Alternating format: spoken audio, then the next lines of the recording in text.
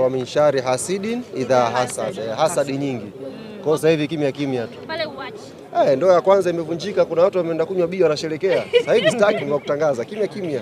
Sasa hivi nitapostia tu watoto. Kiwanda mkioni, bidhaa tu. Ramadhani. Sasa hivi natoa bidhaa. Kiwanda sitakionyesha, hata kama mkione.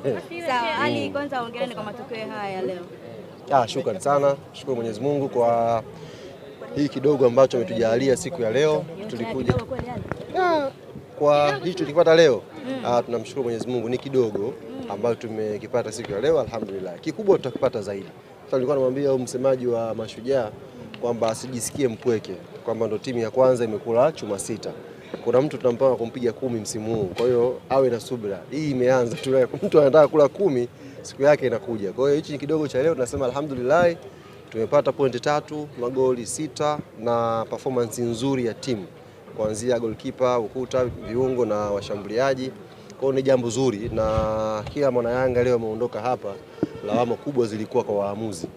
Muda ulioongezwa ulikuwa mdogo, dakika 3 na mechi ilikuwa imesimama sana. At least pale dakika nyongeza kama 10 hivi tungeweza kuenjoy zaidi. Kwa hiyo tunamshukuru Mwenyezi Mungu kwa hilo. Wapinzani wenu leo wanalalamika kwamba mmeingiza nondo, maana iko haina haja kwa sababu kuna mechi nyingi ambazo mnazipata kwa mbele hususan za kimataifa.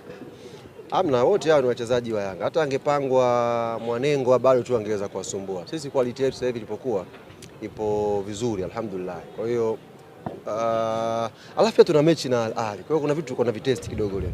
Tuone vinakaa sawa. Ndio bahati mbaya. Unajua sisi tulikuwa tuna mechi mbili baada ya ligi kurudi. Tulikuwa na mechi mbili, kwa JKT na Mashujaa.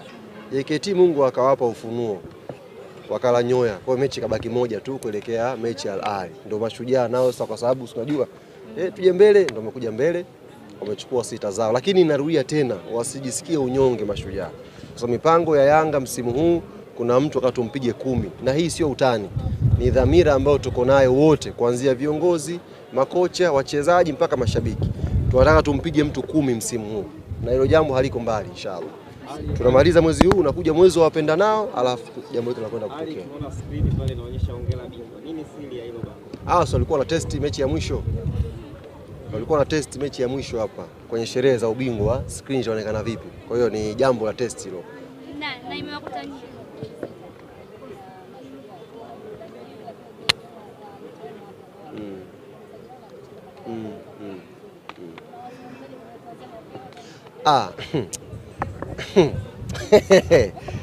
Mimi tayari mzungumzie Depo? Hapana. Mimi nilichokifanya ni kulipa tu hela. Alafu kazi ya kumzungumzia Depo ni ya kwenu sasa. Kesho juma ngapi kesho? Jumanne.